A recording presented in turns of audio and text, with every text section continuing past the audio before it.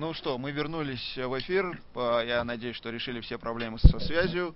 И переходим ко второй части с Мэттом. Hi, Matt. Hey. Thank you very much for joining us. It's a great chance to meet you here. Stoked. During our visit, and it's a great chance for Russian community to have direct chance to ask the questions they want to ask. Perfect. Can't wait to say hi. Hello. Hello. Hi. Hello. Hi. I see all you guys on the screen down there. Hello. This amazing technology. It's incredible. And I think in compare with previous part, most of the questions will be to you. Great. So we just discussed the status of Russian CBT, our plans for opening beta, and so on. And now our community would like to ask the questions regarding the game itself. All right, cool. Let's do it. I'm ready. So, guys. Okay. So let me cork the bottle. Let me ask the first question. Introduce first, Marcus. Yeah. I am Marcus, the nickname's Domyam, from Russian fan site PS2RU.com. I emailed you about that. So my first question is, will you increase role of squads and platoons by adding commander ranking and specific commander privileges? Not speaking of outfit commanders, but commanders at all, like squad commanders, platoon commanders, and so. Sure, yeah. So right now in the game we have a squad leadership tree, a cert tree that you can get that kind of helps you out in being a squad leader. And we definitely have plans to enhance that. Right now the thing that a lot of people use in there are things like squad chat. You know, people really want to be able to use the command chat, not squad chat, but the command chat functions, the squad spawn beacons, things like that. And we do have some plans for ways to enhance that and make it better over time, including putting in things that allow you to be a better platoon commander.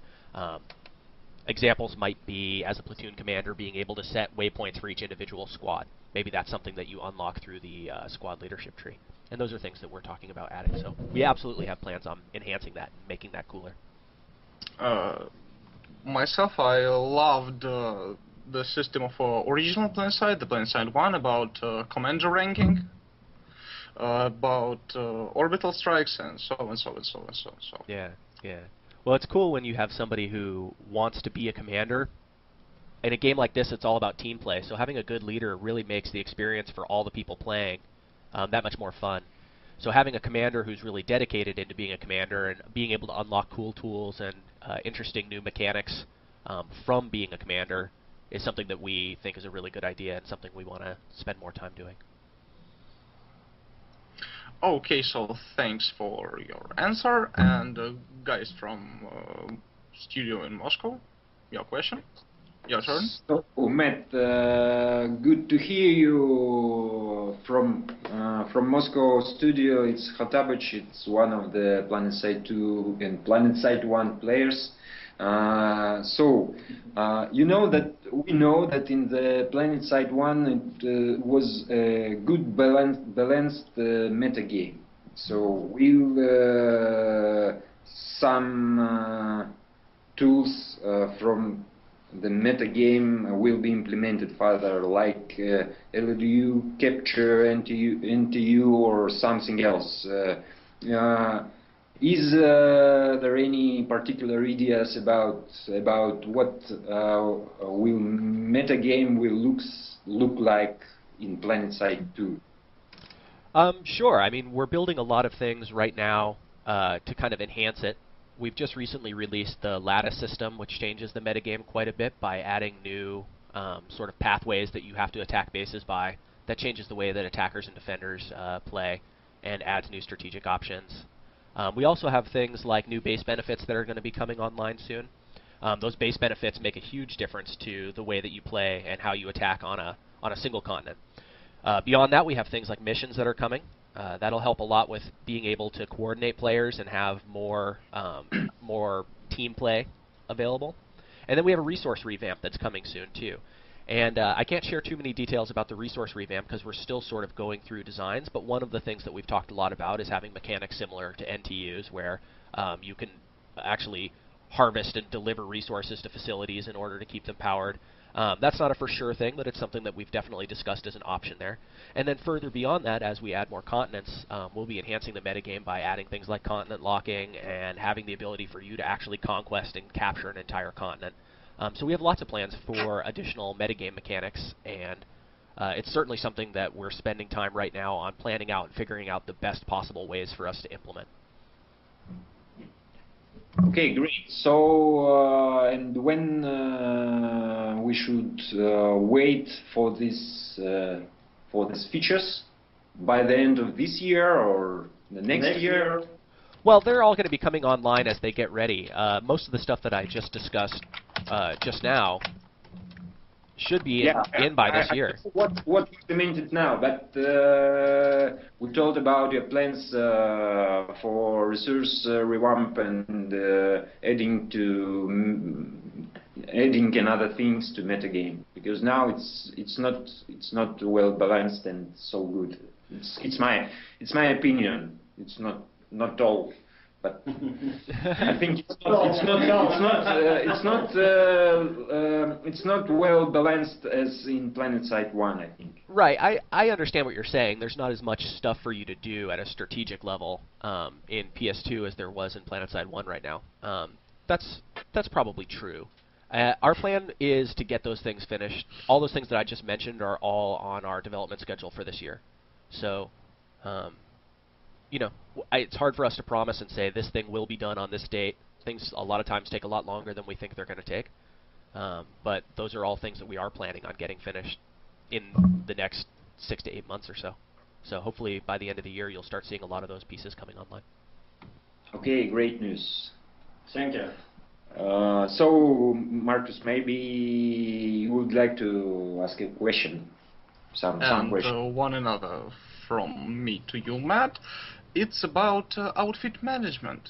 Yeah, we, the players, thought at our little fan site and our forums that outfit management needs a kinda revamp. To add some administration tools, to add alliance management, alliance implementation by in-game features, not like by forums. What do you think about that? I agree that right now the outfit functionality is pretty light. You can set ranks for players and you can sort of customize their permissions within that, but that's about it for outfits right now. In one of our upcoming updates, we're going to be spending a lot of time trying to enhance the outfit functionality, including things like outfit recruitment, so you'll actually be able to have a list of available outfits that are looking for new players, and they'll be able to quickly find an outfit that meets their gameplay style. So we're looking forward to that. And then beyond that, we're going to be doing things like having outfit customizability, so you can sort of specialize your outfit in a certain way. That's sort of a longer-term plan. But in terms of some of those features that you asked for, like outfit alliances and I don't recall the other specific one that you'd asked for besides outfit alliances. Outfit alliances maybe somehow increase outfit management of some sort. Primary, it's outfit alliances. Better tools for outfit management and outfit alliances. Yeah. I mean, I can ask about that type of thing. We had outfit alliances on our schedule for around the time that we did outfit specialization, so that if you wanted to have an outfit that specialized in a couple different things, you could create a allied outfit. So you actually had an air wing specific outfit and a ground wing specific outfit, and then an alliance that you could use to be able to still be playing together, even though you had kind of a sub outfit almost. But I'm not sure that piece is going to go in with the outfit customization stuff yet. But at any rate, those are all things that are certainly on our roadmap to get done. And enhancing outfit gameplay is something that I'm really passionate about, because for me this game, again, is all about team play. So more tools to allow people to enjoy team play and have a robust team play experience is really important to me. Yeah, it's not like a Crysis or some sort of that. It's a MMO game. Yeah. So outfit are really core the game. Yeah. And back to you guys in Moscow. Thank you, Matt, for answering. So you told about the outfit specialization. So what in-game features do you have in mind regarding this? Maybe some specific bonuses and something else.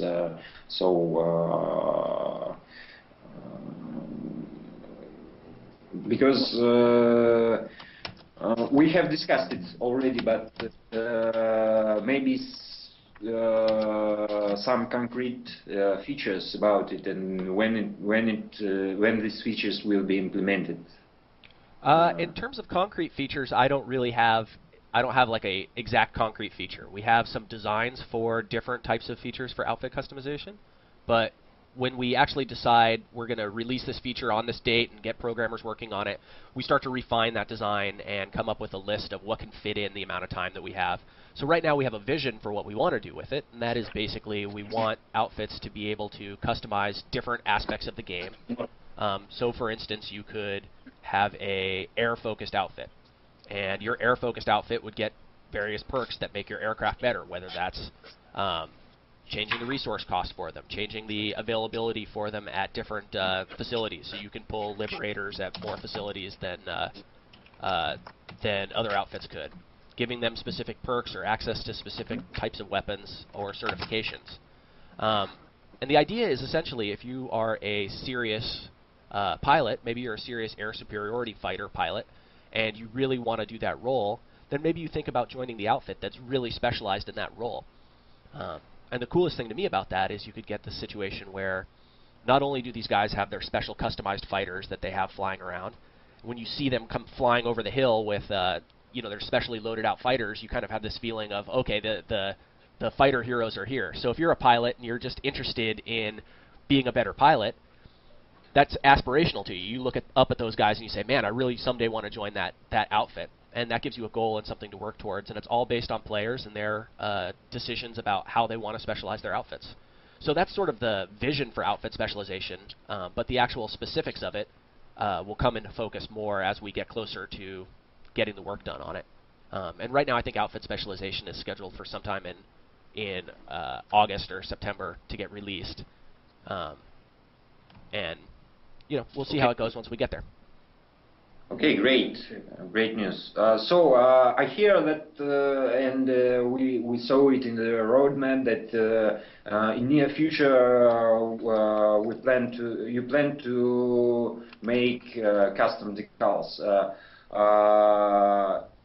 Is it be possible to create outfit-specific decals, and how the most important thing, how easy we implement it in game? So, will it be easy for players to create and implement specific decals? So, right now the decal system, the way it's probably going to work, is using our Player Studio system. So you'll be able to just edit a decal in Photoshop, make it however you want, send it in, it'll get approved, and if it is approved, then we'll implement it in the game and you'll be able to use it. It won't be a outfit decal builder where you have to take a bunch of shapes and make them into something. It'll be making a real image and using a real image. And then, yeah, our goal is to allow you to take that outfit decal, and then my outfit leader could say, this is our decal, and all the players can say, use outfit decal, and their decals will show up, and not only on their armor and on their vehicles, but also one of the things that we've talked a lot about is making it so that when you capture a base, the outfit that does the most work in capturing that base kind of gets credit for capturing the base. And then maybe instead of just seeing a Terran Republic logo on the wall, you actually see your outfit logo underneath the Terran Republic's logo. And on the map, as you're mousing over different facilities, you'll be able to see which outfits have captured those facilities or have done the most of the work to capture those facilities. All of that is kind of us wanting to emphasize outfits a little bit more and make the feeling of being in an outfit and participating in outfit gameplay a little bit more important. Right now we do a really good job of showing which empires are doing stuff, but we don't do as good of a job of showing which outfits are doing stuff. And for most players, your outfit is actually more important than your empire. Those are your friends that you're playing with the most often. So you really care about glorifying your outfit, and we want to be able to put in tools that allow for that. Okay, Matt. Thank you very much. So, Marcus, maybe you have question. I have a question. I have a really specific question. Speaking of facilities and locations, about some sort of new specific battle areas like caverns in Planetside 1 War, where were restrictions on some vehicles weaponry. I think that should be really nice in specific outfit gameplay, in like infantry outfits or some sort of. What do you think about that? So, we're just about to start revealing our first battle islands. We're working on building battle islands as smaller maps that allow for more concentrated outfit versus outfit gameplay. They're set up so they're always a 1 versus 1 fight on the battle islands rather than a 3-way fight. And we're pretty excited about the possibilities with those, and we've even talked about things like restricting vehicle types or even restricting weapons that can be used on the battle islands. These battle islands are also going to be used at some point for some of our esports stuff. So the first plan with them is to integrate them in the world and have the connections between the continents kind of connect through battle islands. So you can connect through these smaller fights if you want to, but you're not forced to. And the idea there is the smaller groups and smaller outfits that really want to participate in maybe not as epic large-scale combat as happens on the big continents can go to the battle islands to do that. And then later on, those, like I said, those will be used for esports and other things like that in a more instanced way. But that's really the biggest benefit we get out of the battle islands. And then, yeah, totally, the idea of no tanks on this battle island or no aircraft on this battle island are things that we've discussed and things that we could easily try out and see if it's fun. Oh, I think that'll be great and pretty much fun. And back to you guys in Moscow. So, some times ago we hear that SOE plans to develop novel battle concepts. Do you still have these plans? We will have naval battles or something like that. So move between continents by sea or using boats or something else. So, one of the things that's really fun about working on a game like this, that's never really finished, is no idea is ever really no. So, something like naval combat, which is a really big feature, we can all look at it and say, hey, that sounds really cool. We should put naval combat in the game someday. When someday is, I'm not really sure. So naval combat isn't something that we have planned or even designed or even really thought in depth about how it would work in the game. But it's something that a lot of people on the team think is really cool, and a lot of people in the community really want to see and want us to do. So it's not something that we're saying, nah, we're not going to do that. It's something that more like we want to do someday, but we don't know when someday is, and someday is not today. So what about artillery? As I remember in Planetside 1 was flail.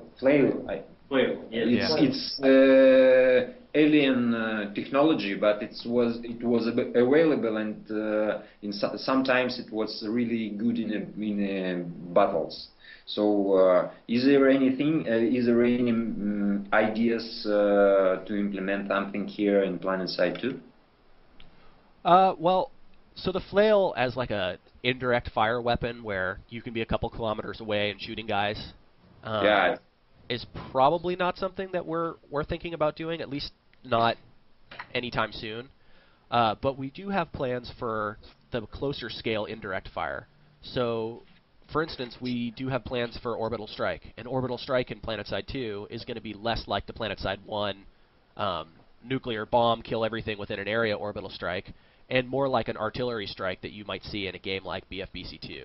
So you could call in a strike and a little smaller scale tactical orbital strike comes down in that area, which gives us the indirect fire gameplay, but not the some dude from a kilometer away is killing me, since the person who's calling in the artillery strike is going to need to be in the same area as you. And those things will also, kind of going back to what Marcus had asked earlier, those will be tied into leadership to some degree. So players who are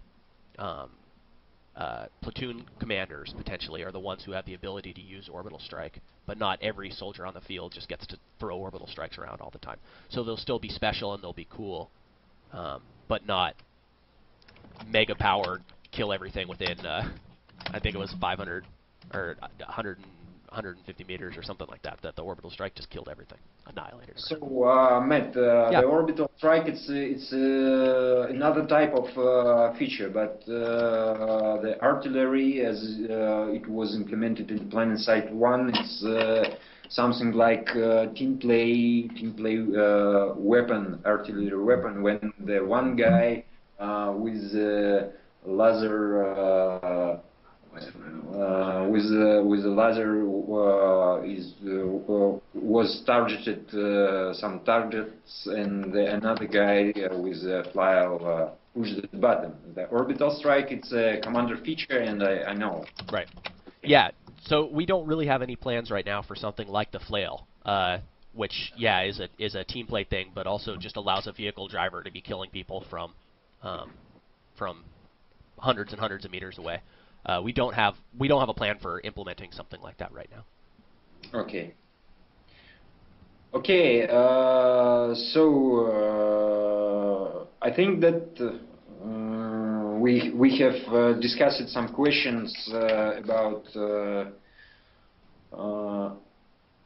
outfits, but now my questions from the side which is not related to the development. Do you plan it's regarding PR and marketing of the game. Do you plan to organize the wider PR campaign to involve new players? Because now we have the situation when here in Russia there is no PR about Planetside except our. Yeah. Is there any plans for SOE worldwide, and maybe Artur comment what the plans about PR of Planetside here in Russia? Well, I hope that we do a lot of stuff. I do a lot of PR work, but I'm not actually in PR, so I don't know what exact plans they have to do it. I would love to do more PR and try to do more stuff to try to get people interested and excited about Planetside, but I'm not exactly sure what the wider plans are. If you guys need anybody to come out there and talk to people, I'll be there in a second. Well, it's probably like 14 hours or so, not really a second, but I'll come out, man. I'll say hi, whatever. I'll do PR. Okay. I know you do, Matt. And I think you do it more than other. Okay. Yeah. Yeah, so but I really don't know. I don't know what the wider plans are. We definitely do have plans for larger advertisement campaigns and doing more events. So as we do things like esports, that's obviously, for the most part, marketing and PR work. So that gets a lot of people interested in the game. And I hope that we do a lot more of that kind of stuff, for sure. But I don't have the exact plans. Sorry. Okay, Marcus. And I have a question. Yeah, I've been waiting for not such a long time to ask you about a question about some technical issues about how porting Planetside to game engine Forgelight, to PlayStation 4 will influence game performance on PC version. Will it be improved to run smoother on medium class PCs or so? Well, the biggest benefit that we're going to get from optimizing for the PS4 is better multi-core support. Right now, our game, it is multi-threaded, but we have one main thread that is very, very expensive. So we need to spread out a lot of the computations that are happening in that thread across some other threads to better take advantage of multi-core processors. And we have to do that to make the game work well on the PlayStation 4, which means that those of you guys who are running AMD processors right now, or multi-core Intel processors, but mostly it affects AMD processors because they have the most need for well-optimized multi-threaded engines to be able to perform well. those guys will be seeing a pretty significant benefit as we take that multi-threading engine work and port it over to the PC version. So that work has been going on for quite a while as they've been getting the game running on the PlayStation 4, and we're looking forward to being able to pull that over and give that benefit to our PC players as well. But in terms of helping out kind of lower-end or medium-end PCs, to the degree that those guys are using multi-core processors, it'll certainly help out. But if you're still using a single-core or a dual-core processor, it might not be as big of a benefit as it would be if you were using like a quad-core processor or one of the more modern multi-core processors. Yeah, thank you, Matt, about that. And if guys from Moscow let me, I ask another question about improvement of looks of the continents, about adding some static decorations like dynamic effects like rain, maybe some sandstorms, snow on SMU, dynamic snow. I will pretty enjoy that in my snow camo, in infiltration with snow camo, to sneak upon my enemy and slit his throat off. So what do you think about that? Not the slit the throat part, but the dynamic and static effect part. So weather is a system that we've spent a lot of time talking about and a lot of time planning. When we're making game systems for this game, it's always a balance of how will it perform when you already have hundreds of players running around causing your computer to slow down. What is something like a weather system really add to the game? For me, I feel like it adds a lot because there's all sorts of gameplay dynamics that we can add with weather too. It's not purely visuals. If there's a thunderstorm and it makes your minimap staticky, or it makes radar have a lower range when you're using the radar for vehicles, for instance. I think those kind of things are really interesting, and they create a cool dynamic.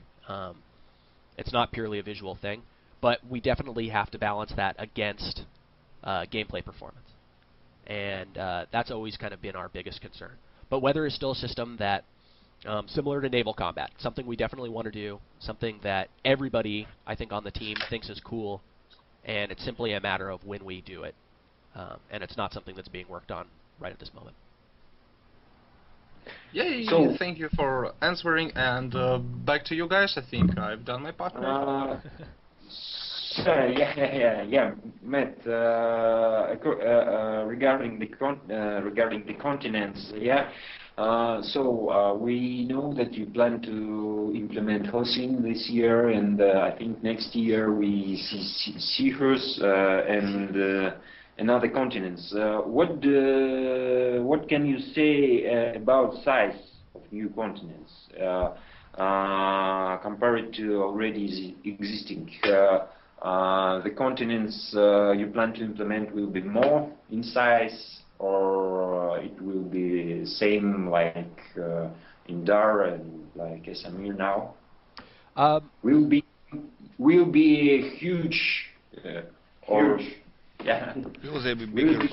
They'll be huge, but they're going to be the same size as the ones we have right now. So the 64 square kilometer continents are working out pretty well for us in terms of supporting the number of players that right now our servers can support and keep the gameplay feeling good.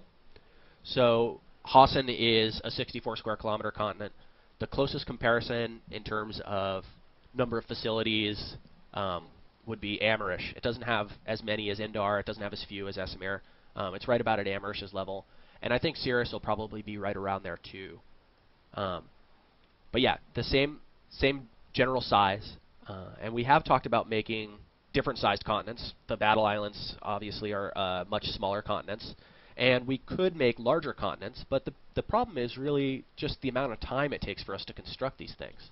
Hassan's taking a lot longer than we wanted it to take, just because the level of detail and the fidelity that we're putting into it is really high. So we don't want to compromise our level of fidelity on either the level design side or on the visual side. We want that to be something that looks good for years and is fun to play for years. So rather than rushing it out and maybe putting out something that we can get done quickly, but it's not as cool, we're spending a lot of time on trying to make it as cool as possible. As we make the continents bigger, they take a lot longer. For instance, the Battle Island that we have right now is 2 kilometers by 2 kilometers. So it's significantly smaller. And it took much less time for us to construct. much less time. I think the level design on that took maybe 3 weeks as opposed to several months for one of the larger continents. And then the amount of artwork that goes into it after the level design is increased too. So when you have these enormous continents and talk about making even larger than 64 square kilometer continents, they're either going to be really desolate and boring, where they have vast areas with nothing really going on them, or they're going to be too cookie cutter. And one of the pieces of feedback that we've gotten a lot was that our outposts and our facilities felt a little bit too cookie cutter. So we're trying our best to make sure that they all feel unique, and every outpost, every facility you go to is unique and different, not the same thing. And that just increases the amount of time that they take to build. Okay, Matt, I think that in November we will have the hosting. What do you think about the sanctuaries as we have in Planetside 1? When we have the new kind, have you any plans about the sanctuaries? When you implement the lattice system and when you implement the continent lock, do you think it will be implemented or not? We don't have plans right now for implementing sanctuaries. When we do continent locking, our plan is to take each one of the 3 continents that's in the game right now and make each one of them a home continent. And each one of those continents will have one warp gate that stays a home warp gate, essentially a sanctuary warp gate. And the other 2 warp gates will become kind of standard warp gates that allow you to go from continent to continent. And you'll transition through there. And the battle islands kind of factor into it in the way that you hop between continents, but you'll also be able to go straight through the larger scale continents instead of going through the battle islands if you want to. But the plan right now doesn't incorporate sanctuaries in any way. Okay. Marcus, maybe you have a question because what we have discussed here about the Matt words. Rather than that, I have a pretty new question, guys, and for you, Matt. I have, as I am reading that, I have a question about the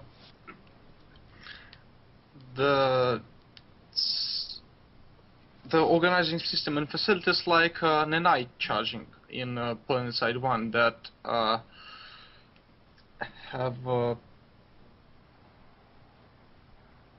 have kept the battle flow and determine the end of the battle, not the endless battles like there were in Grown or some kind like in Torridge or something like that. The battles in Planetside 1 have an end when the night charging goes boom and down, and in Planetside 2 there is no such end. The battle goes over and over and over. You can not really help yourself to go and enjoy the endless battle, not a tactical but endless, yeah. What do you have in mind about that? Well, I kind of brought up when we were talking about resources that one of the ideas that we had was something similar to the NTU mechanics from PS1. And again, that's not something that we've formally decided that we are going to do, but it's an option that we have right now to be able to have power on facilities and then have draining of that power and sort of add that sieging mechanic. That mechanic in PlayStation or in PlayStation in PS1. I just got back from E3 where I kept saying PS4, Planetside 4 on PlayStation 2. It was just a nightmare. So the mechanic. Okay, it's normal. Yeah. With the PlayStation 4, you think about the Planetside 4. Right. I understand. Yeah. So in PS1, that mechanic was kind of a siege mechanic that existed because defense was a lot more tenable in PS1. So you needed something to be able to dislodge defenders, and being able to starve them out and having that siege mechanic was really important. In PS2 so far, of all the various issues that we have with base attacking and base defenses, we haven't run into this issue where defense is completely uncrackable, with the exception of maybe the biolab facilities, which are kind of hard for you to defend, but people have figured out how to, or kind of hard for you to attack, but people have figured out how to crack the attacks on those and take them out. So as we add more defensible facilities and more defender options, then something like a siege mechanic, like the NTU mechanic, starts to make a lot more sense. But the way that we're talking about doing it right now is as a component of the resource revamp and potentially using it as something that small outfits can do to kind of influence the larger scale gameplay. And that to me is really appealing. But I don't know if it'll work exactly the way the NTU mechanics worked in Planetside 1, which again was a attacker mechanic to help you starve out defenders, because I don't think we really have the problem of people being able to hold facilities for too long. I actually think we kind of have a little bit of the opposite problem of defenders having too strong of a disadvantage in facilities right now. So adding another mechanic that allows attackers to be able to thwart defenders doesn't necessarily seem like the right thing to do. So Matt, my problem about the Planetside 2 without any door. Why you removed doors from Planetside 2? Removed what? Because Doors. Doors? Oh man, doors are a nightmare. It's the future, dude. You don't need a door. Okay. Door and it's broken. Yeah, it's exactly. giant. We put in. We tried. We tried to put in a door, and it's broken. So we was like, okay, you know what? This is just a waste of time. Let's just stick with force fields. If you want to see the door, you can do the tutorial. You'll see it. It sucks. So that's why we haven't put any other doors in. Oh, thank you. Okay, I think it help defenders to defend bases. Yeah. To have doors. To not have a doors. Yeah. Yeah, I mean, you can certainly make an argument that defenders being able to hack doors in Planetside 1 made it easier for people to infiltrate facilities than in our game, where the force fields aren't really hackable. They're all based on an objective being captured. But yeah, I mean, doors are cool. I don't know. I'm not sure. Our door broke. I don't know. Okay, man. Okay. And Marcus, yeah, guys? Some question from you, maybe. Maybe Because, yes. I'm really disappointed with door system. You really want doors, huh? So I think it could be cool, because sometimes it helps defenders to defend the bases, and sometimes we make the less spawn and inside camp from the vehicles or aviation. Not everywhere, but in some places maybe it could be interesting. Yeah. Creative idea. I think doors can be interesting. Veterans, Planetside 1. Planetside 1. Well, believe it or not, Okay. beyond the joking about doors, there are some technical reasons why we don't have doors. One of the most expensive things in our game when you're fighting in different facilities are the dynamic objects. So we try to minimize the number of dynamic objects, and the dynamic objects would be things like force fields, turrets, terminals. Okay.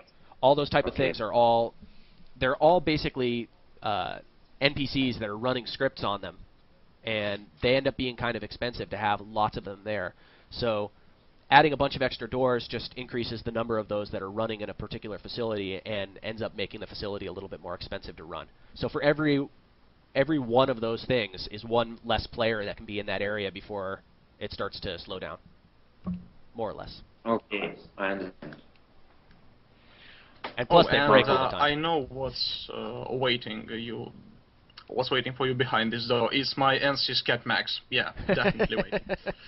And a question from me about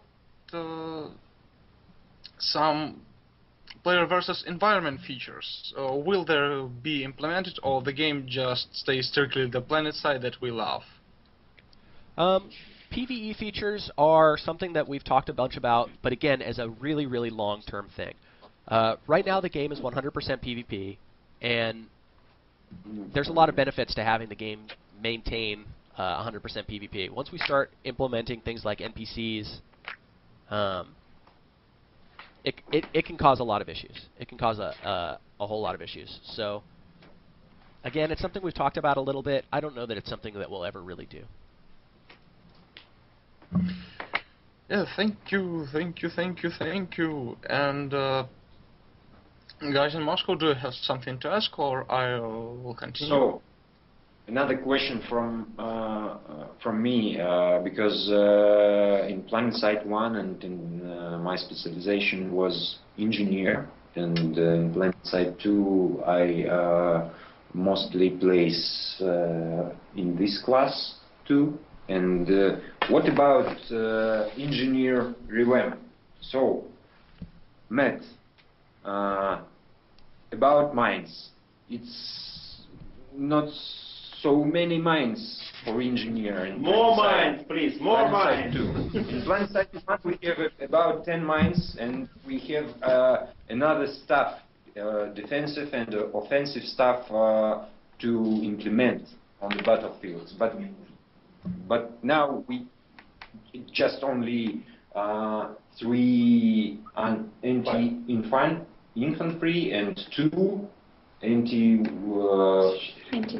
anti-vehicle mines. It's not enough for effective defense. So you want more combat engineering options? Is that what you're saying? Yeah. So, but particularly, yes, Matt, and one small opinion from me. I enjoy playing an engineer, and I would absolutely love to have 4 turret-like Spitfires, 25 mines, 7 other mines, and so. To play like a real engineer, to build real fortifications, to help my team not to throw 2 mines over that kind of road, over that end of road, and stay cool and stay dead because mosquito hit me, and I haven't deployed AA turrets to defend myself. So, as a result, we will get the professional vehicle drivers. All right, so as you guys know, our plan right now is to basically refresh our classes every couple months. So we just did a max refresh. The next one that's coming up is going to be Infiltrator, and then after that is Light Assault. After that's probably going to be Combat Medic. And the last one that we're going to do is going to be Engineer. And the reason it's going to be the last one is because we have a lot of work to do to be able to get all the cool Engineer deployables working. So we have a whole bunch that are planned out, and adding more Engineer deployables, whether they'll be mines or things like AI turrets, hopefully we get a wide spread of options, so that if you're the kind of guy who wants to lay down turrets, then there's plenty of turret options. If you want to be more of a minefield guy, there's plenty of those options too. So I agree with you. Right now, the amount of things that you can place in terms of combat engineering as an engineer is lower than we want it to be. And that's going to be the focus of what you see as new options when we do that engineer revamp. So, Matt, as Planetside 1 vets, we really like inventory system, which was implemented in Planetside 1. So in Planetside 2, there is no any kind of such system. Do you plan to? So, can we ask you about the inventory system? Sure.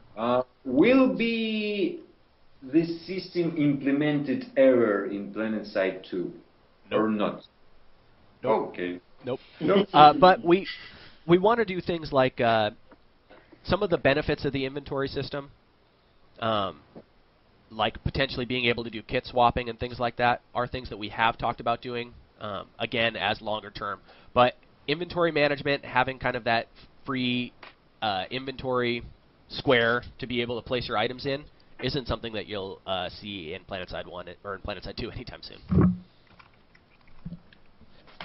Okay, Marcus. Yeah, I'm here. A question from me, yeah? I'm searching the question to ask. The question is about vehicle gameplay diversification. I want to, and not me myself, but the players from our forums and the guys from Moscow want to have more variety in vehicle gameplay. More vehicles, more loadouts, more abilities, specific vehicle abilities, and more of stuff like that. Yep, sounds good. I want all that stuff too. So similar to classes, we kind of have a plan to either be adding or revamping a vehicle every couple months. So generally what you'll see is a class update and then a vehicle update, class update, vehicle update, in that order. The next big vehicle update that's coming is going to be for the Empire-specific fighters, and we'll be adding lots of new stuff. We'll be changing around some of the mechanics around things like lock-on and flares, potentially. The flare stuff is still sort of an argument that I'm having with our vehicles designer, but and all new weapons, new certifications and abilities for those vehicles. But yeah, you'll also be seeing new vehicles coming on board too. We've just released the Harasser. I guess not just released. It's been like 2 months now that we've released the Harasser. Yeah. But you'll be seeing new vehicles coming online, similar to the Harasser. I mean, coming with new weapons and new cosmetics and all that stuff. So it's certainly a plan for us to continue to grow that part of the game and add more vehicle options for players. So Yeah, thank you. as we discussed about vehicles, I know that this question is not is very discussable. But what about battle frame robotics? We have a lot of questions from our teammates and from forums. From forums. I'm not really like the battle frames, but we have a lot of guys who like it in Planetside 1 and still have a question about the back in Planetside 2. Right now we don't have any plans for adding anything like BFRs to the game. The closest thing I could think of that might be like BFRs that we've talked about adding are something like heavy tanks, which rather than the main battle tanks would be slightly larger, would have more gunner-specific gameplay, and would be sort of more of a small squad vehicle. But I wouldn't expect to see anything like BFRs in the game, specifically. Okay, has I clearly understood that you answer on my next question about the team-played tanks as it was in Planetside 1 when driver was dedicated from the gunner. You have discussed it with the community on the beginning of the release, but we still have no these features in roadmap. So we should wait it, or we should forget about this feature. So that would be something along the lines of a vehicle revamp. So when the main battle tank revamp comes is when you might expect to see a feature like that coming.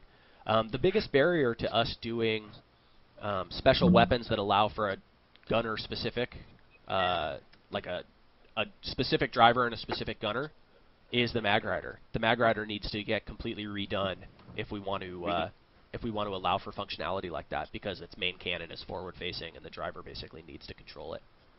The other tanks, it's easy for us to do it with. It's something that we had prototyped at one point, but changing the mag rider is a pretty time-intensive task, and it's not something that we really wanted to bite off. But it is something potentially that we would talk about doing with the main battle tank update, which right now is unscheduled, because the main battle tanks are actually doing pretty well. Okay, thank you. Sounds good. Okay, yes, and one from me. It's about your roadmap. Yeah, it's pretty good stuff. I can see all that you're planning, but guys from forums and the guys from Moscow, they lack the possibility of roadmap feedback directly in game. Yeah, we think that that would be great to have a direct connection with the roadmap system right in the game. To play a game and then to comment. That's not to play a game, close it, go to the forums, log in, and then comment. Yeah.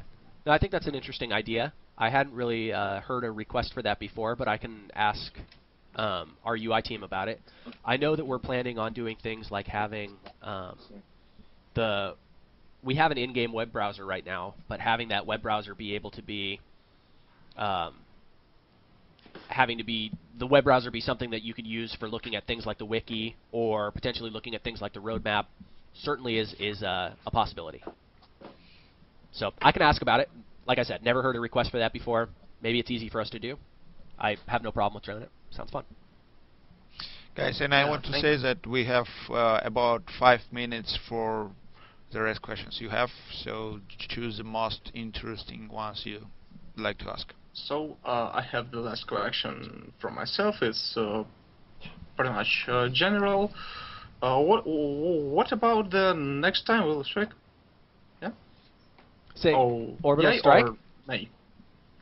What was it again? I missed it. I'm sorry. Okay. My English is not so good. I'm sorry for that. Much better than my Russian, I guarantee. What's about the next time? We will speak about the next meeting of sort of such that happened today.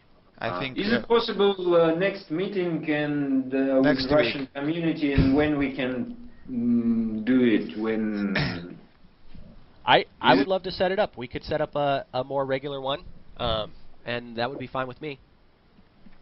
I would love to chat with you guys. You guys have some really good questions. So. Okay, I think we will organize this from our side, so by collecting questions in advance to ask you. It was our first experience like this, having direct interactions, and we are on quite different sides all the airs now. 12 hours difference. Yeah. And usually we send questions to developer via email, collecting them from users and then receiving them in a week or maybe in a month. Right. And now we have this live session with users, and it's just fantastic for Russian experience. No, it's actually really fun to just be able to get direct questions from you guys and talk to you guys. I'm sorry that you're up so late to talk to us. And I think for Russia, game industry, it's the first experience at all when Russian community has direct connection with developer and asking questions just in real time.